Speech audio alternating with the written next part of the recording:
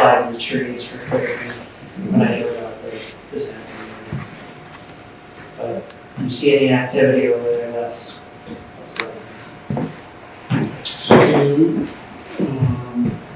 identify for us exactly where this is on Division Road? Sure. 359, is there a number there? That was the CBC job, right? Yes. Yes, yes. So, well, not gonna approve, you went with us yet, right? What's that? On the approval on that site? When that was approved, were you planning yet? No, I wasn't here yet. Amy was. Okay. So one of the real tough constraints on that project is the access road to build it. Yes. Yeah. This guy's coming in from, I talked to Derek had me, he's coming in from Maine or something. He's thinking he might get frost to get in there. So that swamp's never gonna freeze coming in that access road. So one of the things we gotta make sure, like we told them, that they need to build that road first. Mm-hmm. And whatever needs to be repaired at the end, they need to repair it. They will fail if they try to get in there and do anything about building that road first. They just get mired in the muck. Yeah, they'll fail. Yeah. Right? Yeah.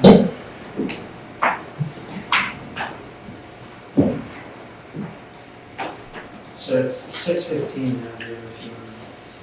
Yeah, I will. So just to follow up on that, has the approval for that is some time ago? Do we need to extend? The approval's still valid, I think, until March of next year. Okay. So they're aware, and if they need an extension. So we need to re-look at this in February, right? So that we can extend. Yeah, if they need an extension. If they start construction, they don't need an extension, because the bylaws that it says that If you start. if you start, if you have initiated the project to a significant degree, you don't have to come in and get an extension. Wasn't one of the issues related, and it applied to the application on Horse Neck Road too, about the capacity of the existing utility lines to take this additional, Yeah, I don't think they start until they have that. I wouldn't. so they heard it, whether they have the interconnect Approval, they still have to get the interconnect approval. And for my money, I wouldn't spend it. I would think they would have it if they're getting ready to start. On Division Road. Yeah. Yeah, well, so, I was talking about the division of that. So that means, I guess, the utility lines have either been upgraded or they're deemed to be sufficient. Well, they're responsible for the upgrades. So they have to pay for them. However, I mean, that's one of those things they can bring up in Tiverton. This is something moving forward. I mean, we could have had that upgraded underground. We have an underground bylaw. If we tried to push it down, or at least attempt to do some of that stuff. Well, I think it really depends on the capacity of the solar field that you approve, whether or not it's financially feasible to do. But anyway, whatever, it still costs a lot of money to string them up with those four things on the top of the poles. Okay, it is 6:17 or 6:18. And we'd like to open the public hearing for Salty Breeze, Inc., 23-032 SPA-SP-RM, which was continued from October 17th, 2023. The applicant's engineer is waiting for lighting and traffic information to update the plans. Since there was not enough time to forward it for peer review, they are requesting a continuance. So we're opening the hearing, we're not going to hear anything. We are just going to continue it to a date certain. And I see somebody in the audience, I think, who is concerned about this. If we're going to continue it, I don't know that we should entertain questions from you. You're welcome to say something, but we're not going to because they're not here, we can't really do anything. And so, I don't know if you would like to say something, I'm merely keen to see what's going on. make sure everything's kosher, so to speak. So I would entertain a motion to continue the public hearing. I move to continue the public hearing for Salty Breeze Inc., 260 State Road to January 23rd, 2024 at 6:25 p.m. Second. Any comments? Okay.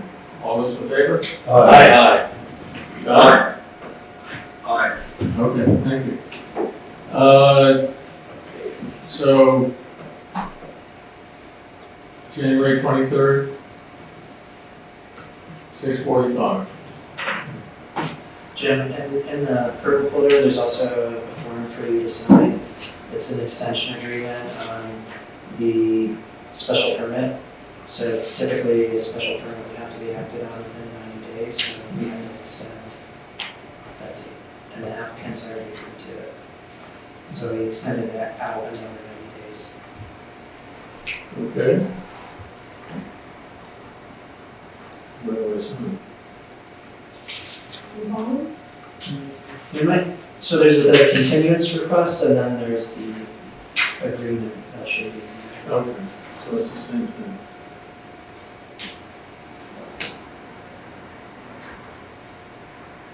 Today is.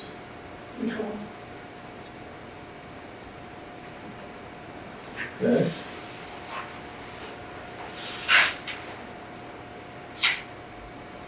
All right, so continue your report. Sure. The third item on there is the municipal vulnerability preparedness action grant, expressions of interest. This week, we're going to submit an expression of interest to this program for improving cold water for trout habitats that are tributaries to the Westbrook River. So we're applying with Buzzards Bay Coalition and Westport Land Conservation Trust with this to request funds for wildlife crossing improvements and stormwater improvements. The locations are Cornell Road at Angeline Brook, Drift Road at Lions Brook, Drift Road at Snow Creek, and a drainage basin at Cornell Road. It's near a dairy farm and discharges to the East Branch.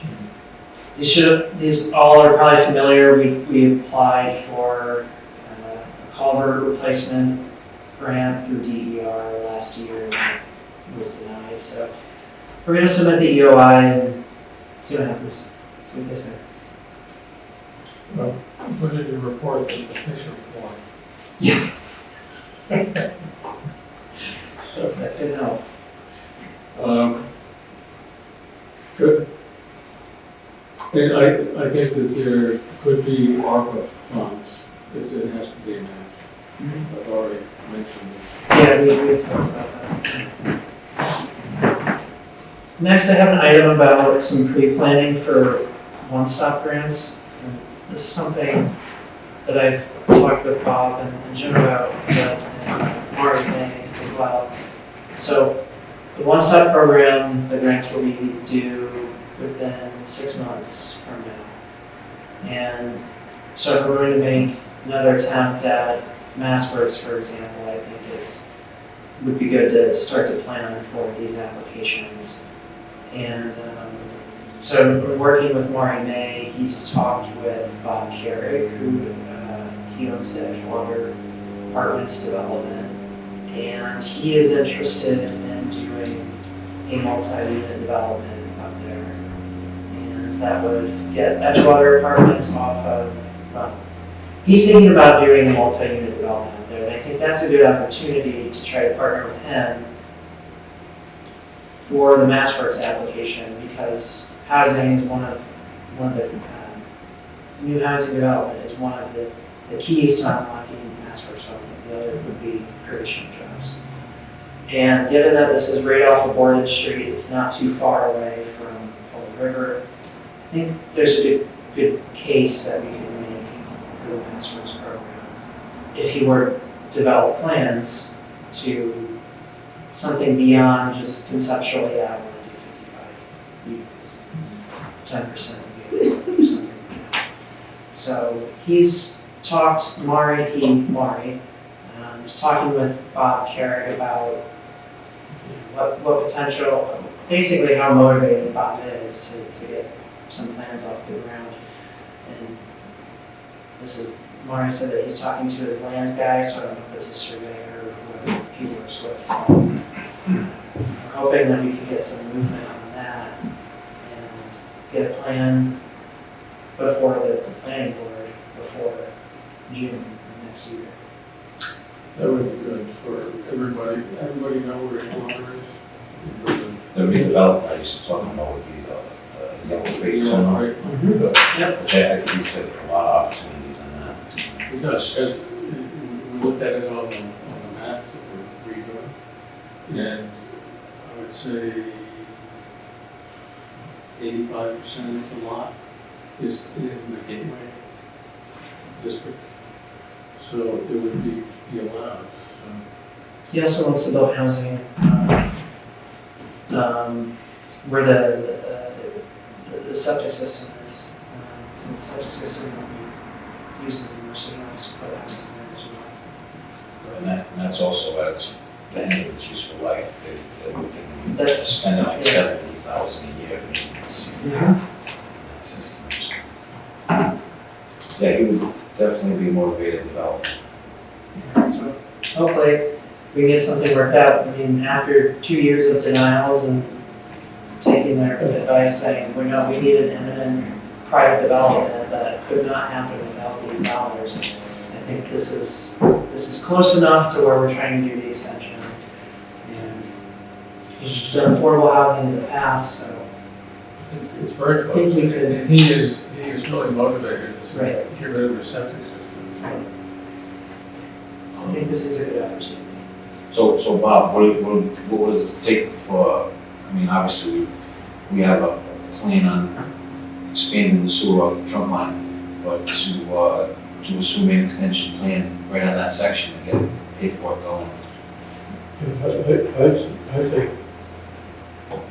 you know, the steps probably should be, we will know next month whether or not we're on the intended use plan for the sewer. If we're on the intended use plan for the sewer, then we look at, do we have ARPA money in the Bob is definitely willing to go forward with the project, then I think we use ARPA money to there's a stub left at that intersection of Gordon Road. So it's then design a piece that runs up, and if we want to reach further down around the South Potomac, we need a little booster station, pump up into this piece of soil. And, you know, I think, you know, it should be a pretty small addition to the contract.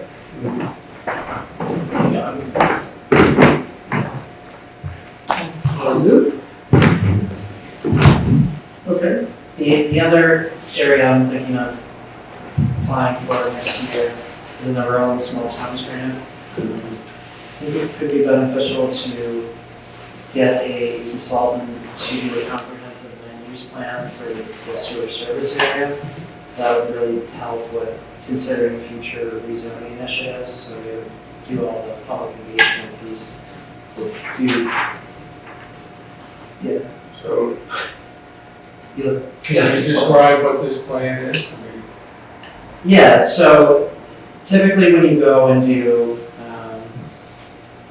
rezoning in a particular area, you're going to do the sort of studies that you were talking about that Serpent had done in the area between Fall River and Route 88. So you do a whole public engagement process to get people's thoughts on what they think the neighborhood should look like in the future. And then you can use that information to inform future zoning bylaw amendments. So you kind of synthesize the other studies that are outstanding, so like the Route 6 transportation corridor study that was certified at the time. And you take the public engagement piece and plug them together, you can come up with a long-range vision for what that area should look like. Then that would inform the zoning amendment process. Isn't this a little late if we're going to be putting forward zoning for springtime? Well, not for in between Fall River and Route 88, but between Route 88 and Tarpon. Okay.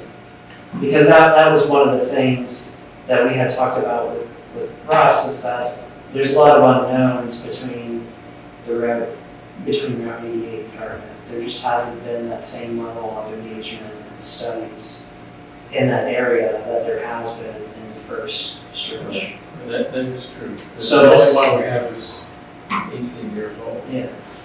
And we, in our infrastructure oversight committee, we get a lot of comments from landowners or people that are in that area that's on the other side of 88. You know, like, why are you stopping at 88? You know, We need, we need this sort of extent. yeah, we do. If we have So the, But, so the, I think that would be a good thing to do. I just don't want to confuse people with what we're doing on the other side of it. Chair, too, like in that zoning meeting at the library, I think some of the concern up that way is I want to call it the affordable housing that we do have in town, in that area, losing some of that. I don't think we want to do. So I'm thinking that if maybe we could do some kind of, maybe it's in an overlay district, not a lot size, call it residential sewer overlay, and where you could get a smaller lot, like say our lot size is 60,000 square feet now, so we say we do a 30,000 square foot lot in an overlay. So it would pick up some additional housing in that area, but it wouldn't have it where somebody's gonna come in and blow out all the lots and do something there. Still, like I said, that 500-foot strip, now you got 1,000 feet of houses in there. And that 500-foot strip, if they come for something big commercial over there, up to the front, you get the parking lot. You get 25 houses from it. So I think that would be, you know, that we don't want to, we're not hearing from people, they don't want to go down to the 10,000 square foot lot. I believe that could happen in the state, right, sewer lot. You could go down to 5,000. and that's kind of the purpose behind that planning process, is to get people's appetite for what kind of change that they'd be comfortable with. And then you use that information to develop. The board doesn't have to agree to the process. The two that are already scheduled, they're not going to be short. So why don't we do it for the next meeting? And I think 3 public hearings in one evening is pushing it. Yes. So for Mark, what would the date be? February 6th.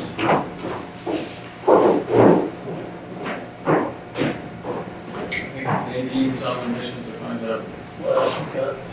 Yeah, I'm just gonna go check if there are any other hearings scheduled for next week.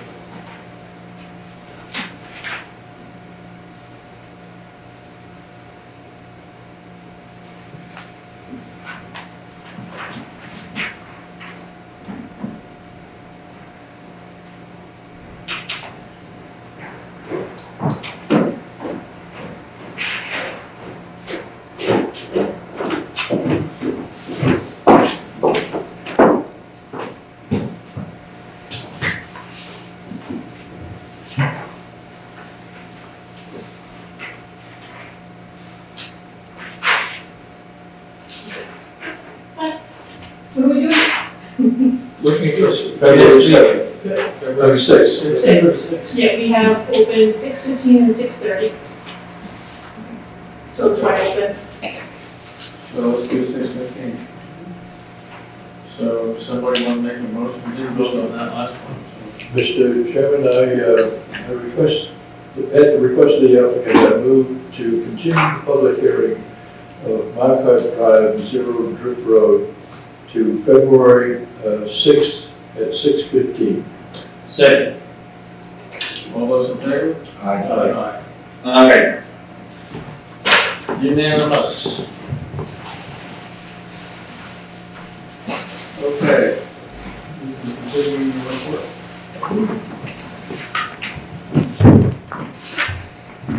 So next is the community compact information technology grant. So our office applied to this grant with support from the town administrator to implement online permitting across all town departments. And so we were awarded $146,000 to set up online permitting for planning, building, town licensing, and so on and so forth, across all the town departments. So this award will fully fund 2 years of the service, and we're going to contract with our current website vendor, Civic Plus, so meeting with them tomorrow. We just signed our contract yesterday, and meeting with Civic Plus tomorrow to get a little bit more information on how we're going to implement this with them. We've already got a preview of the service, and it looks pretty similar to things I've used in the past. So there'll be more updates on this to get things moving soon. So do we have any feedback from the other departments? Do they know? No, they don't know, so we haven't announced anything yet, so that's gonna be one of the next steps after we meet with Civic Plus to talk about what their expectations are for actually implementing this. Then I'll have to go to Jim Harnett to start having some conversations about how permitting is gonna change a little bit. And we're not going to give up paper permitting, there'll just be another option available to people. Well, it would be good to further just the online permitting to an online database that is accessible by all the departments. Yep. Everybody can look up what's happening on this, Yep, on that's, this project. yeah. So like some of the problems that we're having now, we didn't do this, that we permit, that won't happen.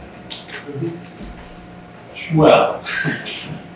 I mean, it's like checklists, you know. Yeah. It'll have less. And it's easier for contractors, you know, they don't have to come here anymore to submit an application, they can open up a permit and submit plans from wherever, the payment from wherever, whereas now you have to go and visit each town office that would be applicable, and you can just get everything done in one spot. It's also confusing. Mhm. It's also confusing for applicants. Oh. What do I do first? Bounce around, yeah. Different buildings. We're gonna be beginning to do sewer and water permits and stuff like that in the future. Yep. I know that they're reviewing all the fees, so, under the select board, so I think this is kind of important to what you said on what's gonna cost to run it. So I think we should be looking into that when we're coming up with these fee schedules, Yeah. how we can perpetuate this system. Yeah, we have 2 years to work that piece out, so that'll be one thing So coming up on the end of the grant program. is the All contract fees. only for getting the software, or is it for people to come and teach people how to do it? Software, training, implementation, data entry, they'll be doing that. Well, if you allow paper permits concurrent with this online permitting, does that create any kind of coordination issue? I mean, somebody, let's say they fill out a paper application for a beach permit, and they go in and somehow their wife does, or their spouse does an application online, so all of a sudden you've got a duplicate application, and it has to be a cross-checking somehow, so I don't know. I'm just wondering out loud if there's an issue. Yeah, typically, I don't know all the ins and outs of how Civic Plus's system works, I haven't used theirs. But when I've done this in the past, you would, if you received a paper permit, you would go into the system and input that permit, so that way there's a record in the database that everyone can access and reference. Alright. So if you were to receive that paper application, you go and start to input that information and, oh, hey, there's a beach pass application for these people, you give them a call. Yeah, okay, so as long as the paper permit gets in the database. Yeah, So the real permit will be online, whether the applicant does it or we do it, which is the only thing to it. I'm sure everybody will be on board with this.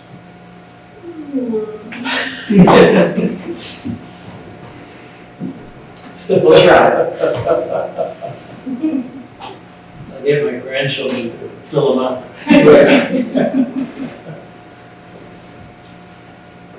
All right, then a quick update on our congressional appropriations request.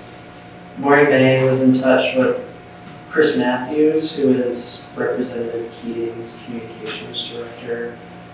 He said that they're optimistic that the earmark, the town was, we weren't officially awarded any money, but the Keating's office committed to it. And they're confident that they think in a future continuing resolution, with the federal government, that it'll be awarded to the town. So that's nearly $1 million from sewer. So it's been, If we ever get a continuing resolution. yeah, if you're really continuing resolution. But it's still in play, at least. Good. And then I have one additional item on, well, I want to update that I didn't include, but our hazard mitigation grant program, we received funding for that as well, so that's nearly 20 grand to develop a town hazard mitigation plan. The meeting for a kickoff meeting for the tour on January 16th. So we'll get that motion as well. Okay. That's it. All right. Correspondence. Select board voted to return, or they are voting or have voted to return the short-term rental zoning bylaw amendments to the planning board for our public hearing. They voted to return it unanimously, so we're all set. Okay. So when are we going to do that? The public hearing, January 9th. June? January. January. January. Yeah, that's another scheduling issue, you know, so we have this public hearing on January 9th, but I also see we have two other public hearings. 615 Rosewood Lane, 645, 435 Old Harbor Road. Should be at 6:30. It's at 6:30. Also, So six. but we're still talking about three public hearings that night. Have we already published that? It's going out in the shorelines tomorrow. Okay. So Mm. that's 6:30. 6. All right.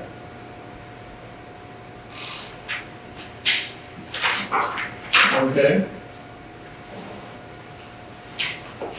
Three easy things for January 9th. Okay.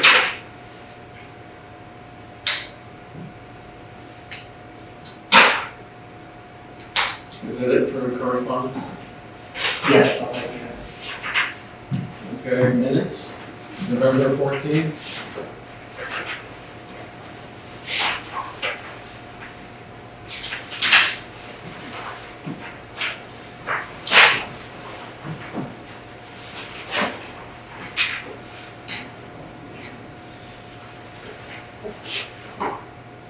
So I have a comment on this, Mr. Chairman.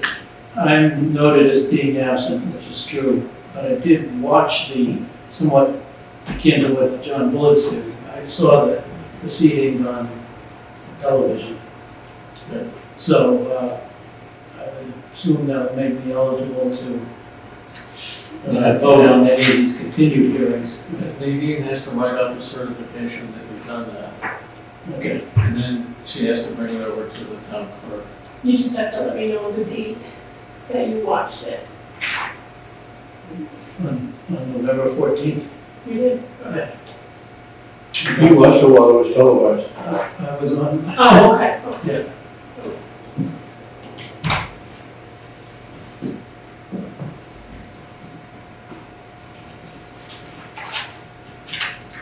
So, everybody okay with the minutes? Am I considered present at this meeting? Yes, you are. Even though I am a figment of Chat GPT? No, I'm not. This is really me.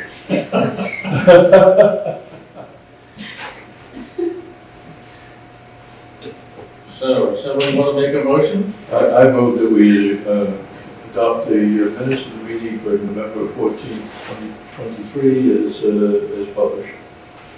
Second. Any comments or changes? All those in favor? Aye. Aye. Unanimous. Minutes of November 28th.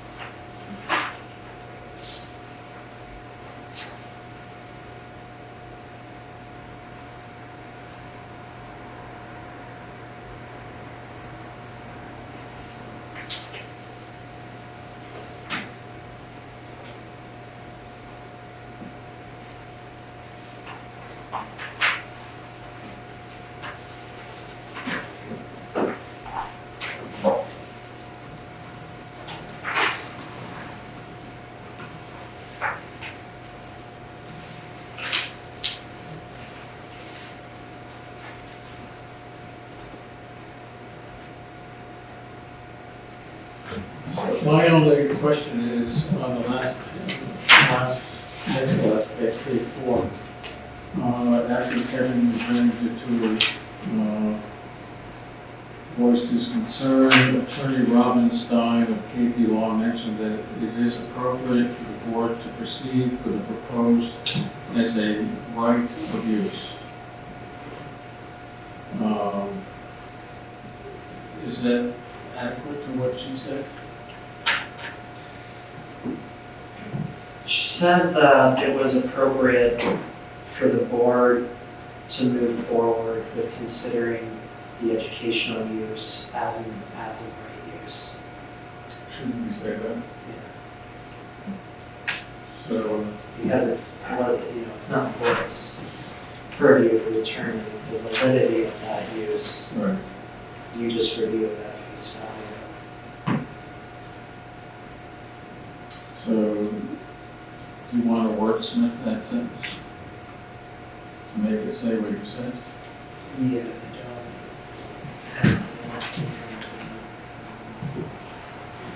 There.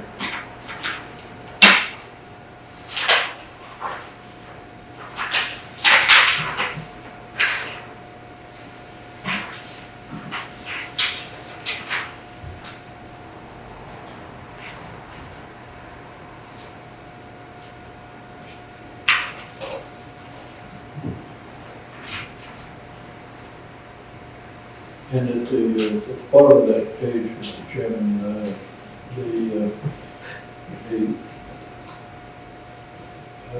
think we need to expand when it says the Taylor recommended to the Board of Selectmen that the town repair the settlement in front of that. We should be clear, it's a settlement, the settlement, the pavement patch. I didn't know what it said. That's some houses that are, The pavement settlement. Or the settlement between the town and wherever. right. And Mr. Chair, we factored out Mass DOT when I looked at that. So I believe, they did say that it had been settled, it needs to be addressed. And we're giving, coastal healing until March 31st for the permanent patch. If not, we're gonna take the short end, which I think is. Until March 30th. Right. If it needs to be temporarily repaired, whether we do it or coastal healing, but according to Mass Highway right now, the inspector, so it just needs to be, keep an eye on it. So, which is So good. it's settled more immediately.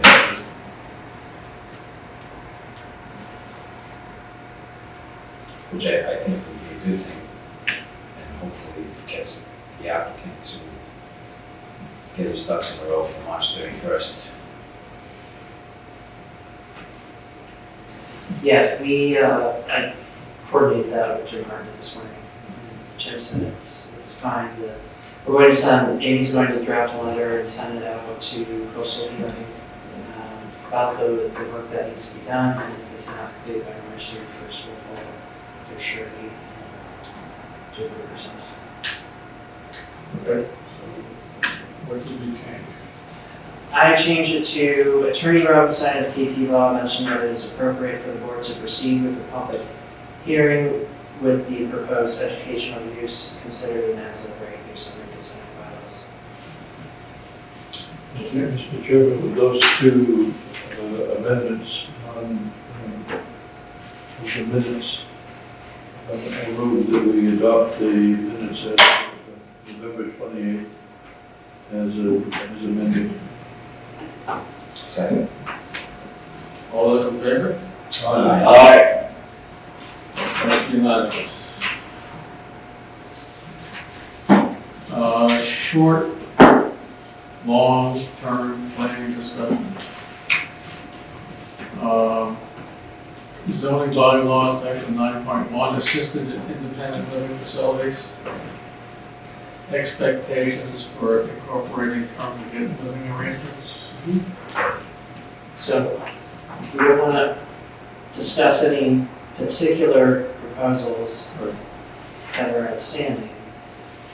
And so I guess my question for the board is, were we to have a definition in the zoning bylaw for congregate living arrangements, what would you like to see represented in that definition?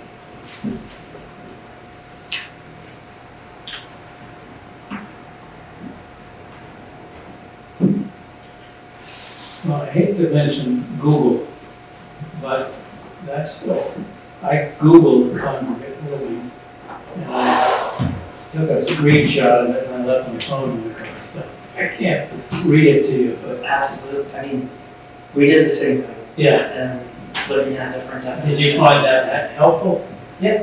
Well, because it brings you to, you know, brings you mass.gov and they have their own definition. Yep. And then you can, you know, there are different definitions that you can pull off of. So that may be a good starting point. I mean, it does talk about being a place where people, individuals, as I would call one of the definitions, individuals can live, sharing certain facilities such as a dining room, bathroom, living room, and indicated that it's not necessarily a reference, it's not necessarily families, but they talk about individuals. I don't know how that plays into it. I think that we probably, after the dust settles from this town meeting, we need to really start on rejiggering that bylaw where it's more assisted and independent living. And sort of indicate that, you know, independent living facility is sort of like an assisted living facility. It's not individually owned parcels. It is a bigger deal. You know, it's owned by one person or one corporation, and they hire somebody to run it and run the dining room, and run the social facilities, run, have a social worker there, and all those different things that I have seen how it works. And maybe we need to get some help in really defining what that would look like. So, because right now, the kind of developers we get think it's just like a condo. And it is not what was intended, as far as I can tell, from that bylaw, or what the current definition of independent living is. So the proposal, that we just discussed in the minutes, is not what I think any reasonable person thinks of when you read the bylaw. When I read the bylaw, I have in mind, what congregate facilities are like. Someone has an independent living area, and it may have a kitchen or may not have a kitchen, but there's also dining facilities, there's exercise, art rooms, depending on what level you want, you can have all these kind of shared facilities where people's sort of life needs, fitness, culture, education, those kinds of things occur. And it's done, and those facilities are shared by everyone. And the programs are run to be shared by the community that lives there. Yeah, and so it may be the case that we need an over 55 condo bylaw, because I think there's a market for that. But we don't have one. So There's no question that I think if you can see the one unit that was approved, all of that sold. I mean, it wasn't, in my opinion, it wasn't done well, it wasn't developed well, it wasn't constructed well. You heard plenty of complaints. But the concept of, is that a housing which is needed? Yeah, it is definitely a housing which is needed. Yeah, what it's not is a group of single-family homes or duplexes with families or individuals living. Each family lives in a house. It's a complete unit by itself. It has its own kitchen, their own private dining, private kitchen, private bathrooms. It's not that. It's where people share certain facilities, and just as Bob described a minute ago. But just to have independent, single-family homes, and the fact that they go to a community center or to pick up their mail or have a meeting or something, doesn't create a congregate living situation. Mr. Chair, Yes. Yes, sir. I think having a definition is a great idea, and I think because absent definitions, you have developers who will do anything to take advantage of people, right? We'll sell a development called Westport Lakes with no lakes, because it sounds good to have something with the word lakes in it. We'll have something called congregate living because, oh wow, congregate living sounds so warm and fuzzy, and congregate is such a nice term. I want to have something with the word congregate in it. And where are people going to congregate? The chairman asked, oh, they're going to congregate around the cul-de-sac. Well, that isn't really what we mean by congregate. But that's the way the developer is going to define it if there is no definition. They're gonna congregate as they get in their car around a cul-de-sac. And so we need to have, in order to protect people from folks who will take advantage of the lack of definition, we need to have definitions. And definitions will vary about, does congregate include art space or not? Practically everyone would have a shared dining area and a shared exercise area, and you get into fine points about art space and other things like that. But I think Michael and staff could look at what MassGov has and things like that and present us with, here's what congregate housing. If you want to use that term, it better include, here are 10 items, you better include 7. You can pick the 7, but it better include 7. Yeah, I think we still have time to change that at town meeting, and perhaps we should do that. So, yeah, I think that's a good idea, John.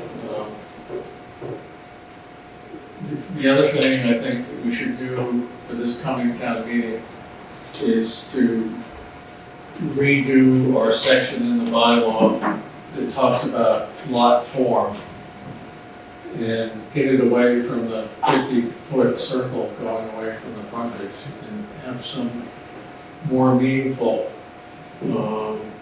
way to prevent, as you said in the meeting 2 months ago, it looks like that plan went through a pasta machine. So we need to see if we can come up with a metric that is easy, concise, and makes sense for the kind of land we have here in Westport. So I know it's a lot to get onto town meeting floor, but we only have one shot a year. I think a lot of these two can be accomplished without a lot of effort. The lot geometry piece is, you can look at a lot of different zoning bylaws and see how communities are done. No.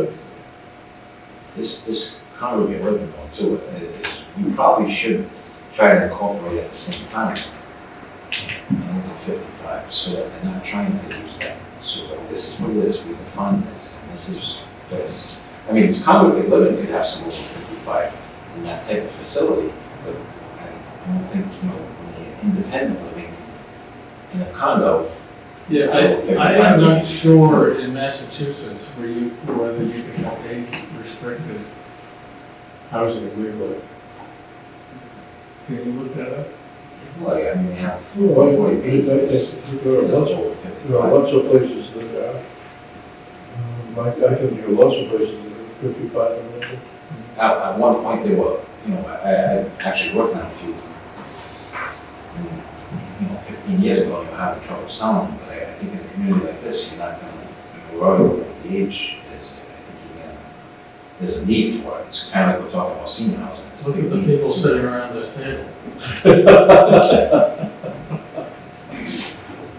Almost all. I'm dragging up the average.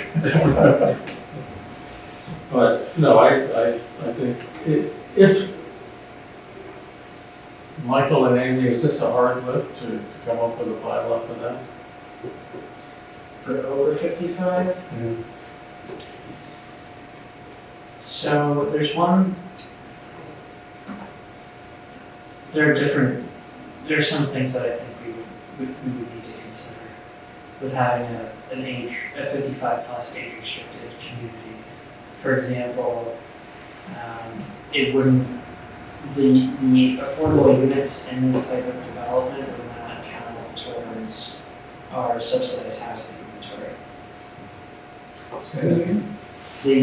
So I'm just looking really quick, but it appears that if you have an age-restricted 55 plus community, DHCD, which they changed the names on this, but will not approve affordable housing for inclusion on the subsidized housing inventory, where the selection or occupancy policy for the affordable ordinance would exclude persons 18 years of age or younger from occupying those units. So So I, we could have them, we could make up our own rules for it wouldn't be go on our list. But Right. I don't really care about that. I'm just saying from a cursory glance, just a real quick Google search, it may end up becoming a little bit more complex than just having something for town meeting this year. Well, I think we should strive to do that, and whether or not we make it to town meeting this year, we'll have it on the back burner for next time. But incorporating a definition for congregate housing and maybe having some criteria that people have to meet, that which is, we can do that. Okay. Anything more for long-term, short-term planning? Yeah, Jim, I have a quick thing on, the CRC, Climate Resilience Committee meets on Thursday, and, it should be an interesting meeting. And there's, a lot of good progress on, the subcommittees in terms of, the reports that each of the subcommittees are, fashioning. There is one problem area, and that is in the topic of infrastructure. We have a subcommittee of one, I think, Bob Daly, who's carrying the whole load on his shoulders by himself. And that isn't fair, first of all. And so I would suggest he can speak for himself far better than I can, but in terms of, he knows everything for Pete's sake, but it would be helpful if there could be some assistance, and maybe, sorry, maybe it comes in part from planning staff, or maybe it comes from other resources. I know, Manny, you've been putting together some folks looking at this issue who can just help, Bob shoulder the load a little bit so that we can translate everything that's known about this topic, which is primarily a public issue. Many of the topics have private aspects to them. The infrastructure one is primarily a public one. So that we can translate that into how you put a report together about, what are the issues here, what are the risks, and what are the policy recommendations. And get Bob will support the way the other committees do. Bob, you want to add anything to that? No, it's something that really needs to, it needs to happen. And then get a committee together. I actually went out and got one volunteer around water issues in Oakland, but that has taken on a life, and it's actually, we're doing studies and things like that, but taking the town's actions and putting that all together, and it's a little different than the sewer and water issues in the north end of town. How at risk they will be in terms of climate change is, I don't think there is much of a risk, but it's where we don't have any infrastructure. The risks are large, and the risks are roads and bridges and, emergency access. There's all kinds of things about, we don't, if you drive, the escape routes over on the East Bay, if you come out of Tiverton and drive up anywhere through there, up into Bristol, low areas are marked with flood hazard, and, so that people don't drive into a situation where, in an emergency. There's all kinds of things like that. There's plenty of ideas, but getting it all crafted into something that is readable is a step that is escaping me. So any thoughts from a college student who's a good writer, who tags around listening to Bob talk, taking notes, to, someone else who can help translate what's in Bob's head down into a report that we can get out with the other reports that are developing? As I say, we're making good progress here, but that's a need that we have. I don't want to take more time, Mr. Chair, but meetings Thursday, we're making good overall progress. Okay, Thank you, John. so if anybody wants to hear a little update on the harbor water study, they have gotten approval from DEP to fashion their well field on River Road, half a mile away from where the original wells are on Cocky's Pond. And they're hopeful that they will continue, and they may even have an opportunity to talk with the other water company down there and combine resources so that the whole project doesn't cost them zillions of dollars. If they can combine into the well pipe, the feeding pipe that goes down River Road, then it'd save them $750,000 or so. So I think our ARPA money has been really well spent. They've even hired the same consultant that we hired as the town to complete this project. So I think it's going on. It's going to be a private company, and hopefully it'll be, it is well run now, and I think they'll do a good job. So I think without our help, I think they'd still be floundering around trying to figure out what to do. I think the town really, the idea that there are some things that the town can step in and do that they can't. And I think once we got that idea rolling, and you got Jim's support, we were able to turn things around, with them. With them.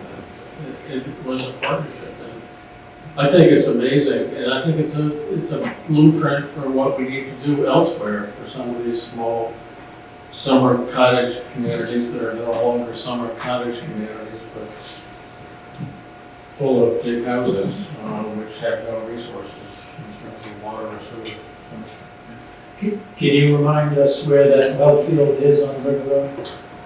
Is it on public or private land? It's on private land. It's south of Cross Road and it's west of River Road, so it's sort of at the, up from the pond, but in a, what you can't see, what you can actually see, there's a little culvert that crosses into Cross Road, comes down from an area that had a cattle pond or a little spring. And, but all of that idea of the spring, all of that is sitting in a large fracture zone in the rock. And so it's in this,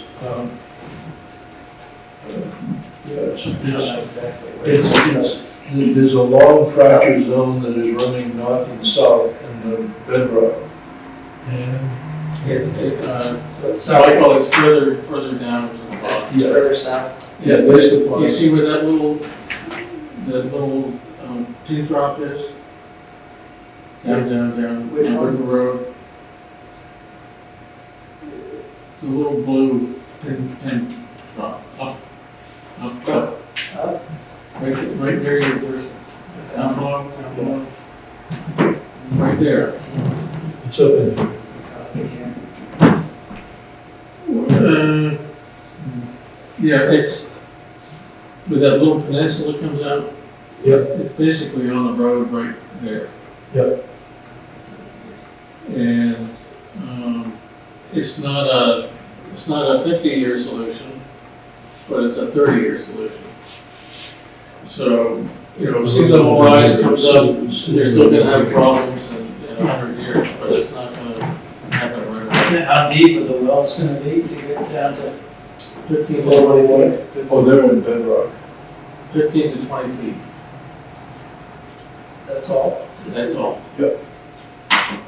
I mean, if you look at the rock profiles there, you get, in a rough, broad sense, the bedrock is, it's either closer or about 25 feet everywhere you start to get into the bedrock. This is sitting in that crease, but in a little glacial outwash or ice contact material that's sitting in it. So it's a, So we found the right spot. And there's gonna be, I think, 3 wells, and they may connect the other people's well, which is not far away. Great. And they're gonna put a horizontal bed down at the bottom of the wells that will collect the water from all, and then pump that into a chamber. you normally think of some interesting things that I learned. You generally, I knew about fracture zones and I knew enough about the geology, but in this particular case, generally in those kinds of situations, the precipitation that's infiltrating in the overburden and the soil is getting down in the cracks. And that's what you're pulling that water out. It looks as if, from the testing that they did, is that there's enough change in elevation that in this case, that crack is actually feeding water up into the overburden. So if you picture that it's coming down the road towards the beach, you know, at some point, the water that's in the crack at this level comes up out of the surface and they're actually able to tap that. So this was a nice piece of work, working together in the town. And the consultant was, So it sounds like it's I don't know, you could say inexhaustible supply, but it sounds like there should be some, substantial amount. Well, it is, the question of whether or not it is forever, it depends on how hard you suck on the straw.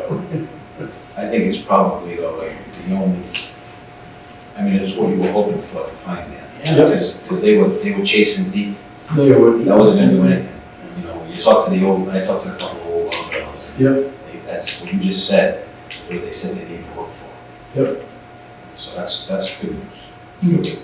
their previous well that they tried, they got nothing, was 700 feet. Yeah, you're not gonna get water out Right. And they got It is 3 gallons a minute or 2 of that. I gallons. mean, once they start drilling at that depth, they were just wasting their time. Right, and the well drillers are happy to do that. And- Not all of them. Not all, of them. But I mean, you know, the guys with the rotary drills, they call you up and say, well, we don't have any water right now, we're at 400 feet, can we go further? Getting back on the But they coastal, keep going, they just go right past somewhere. the infrastructure for the coastal resilience part, what kind of help would you need on that? I mean, I'm thinking that's a public safety, you know, police, fire. Yep. Would it help if we hired, you know, so how much we would need to hire a consultant to wrap all your stuff in together, because I think it's kind of important to have some kind of plan. Like, when we're talking to the, offshore wind and all of a sudden, to know what we want to do, what we need to do. Part of the answers to those questions were, by the first MVP program that we did to get approved. And they looked at a lot of the road infrastructure, like for instance, the head of Westport, with the little bridge over the water. In a big hurricane with lots of rain, it's gonna be coming down, it's gonna be coming up, and you might lose that bridge.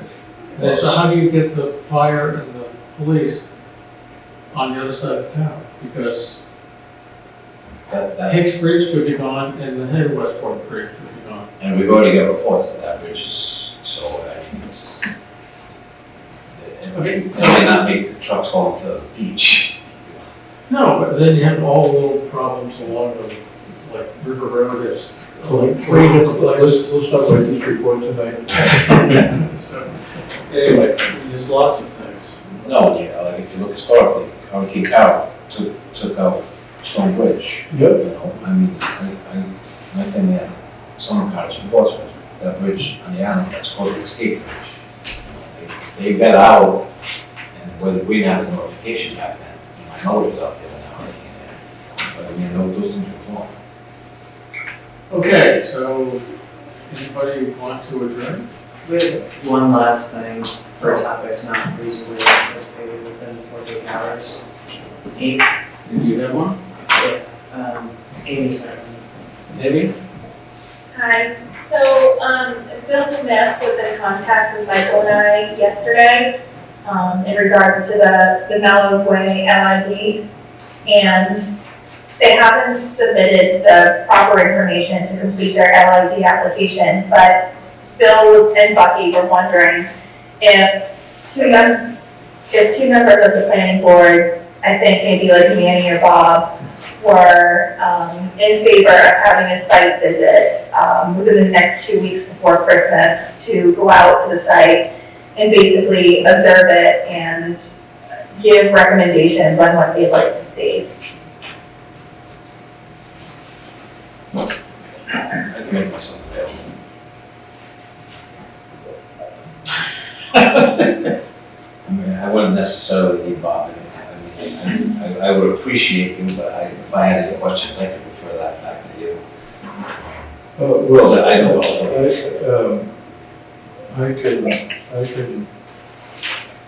I could do that. My hesitation isn't my time. My hesitation is,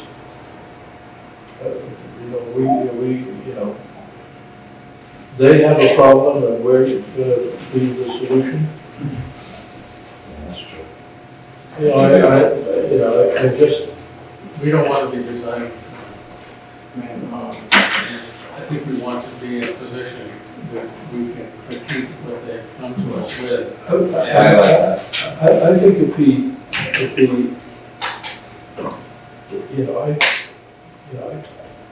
I think the LID was a space shot, just like, oh, well, let's try something, and they just a little bit without LID, and we can't approve that.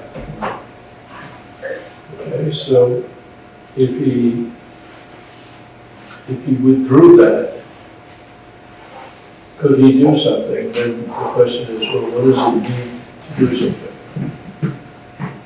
I mean, I think you could do a little work up there, I mean, really a little work, and get the drainage problems in the backyards of my house, I think you could do a little bit of work and get that done. I mean, Manny and I could walk around in there, and in the morning, we would have something to work. And then the question is, okay, then what do we, then we, I could, we could write something down and just have it fall down on a slip of paper on the ground, and they pick it up and just do it, But if you know, do they come, is there some mechanism that they need approval to, to do the clearing? If it's less than an acre, it doesn't trigger, it doesn't trigger, need to get NIPD's permit or something. So, I mean, I'm all for it too, like, they should come up with a solution and we just relook at it. yeah, They create the problem. they created something. My biggest concern is the neighbors. Yeah, And the dragging out longer and so forth, and the property owner who really wasn't the cause of this. And fortunately, that they're still willing, that's kind of where I'm like trying to help them, so that they don't just walk away and. yeah, And the neighbors. But yeah, I agree with that. I mean, more so if you had some kind of plan, say, hey, you guys want to just, before we implement it, yeah. you want to come out, take a run out and take a look at what you think it's Come gonna work. up, Instead come of, up with, forget the LID, come up with a solution of, getting the drainage so it works and you don't have a lake in people's backyard. And then, if you want us to look at that solution on the ground, yeah, we'll go out and do that. that's bad. So you got that, Amy? I do, yes. I'll make sure to relay that to him tomorrow morning. Okay. Okay, anything else that wasn't? So I think it's time. Move to adjourn. Second. All those in favor? Aye. Aye. Aye.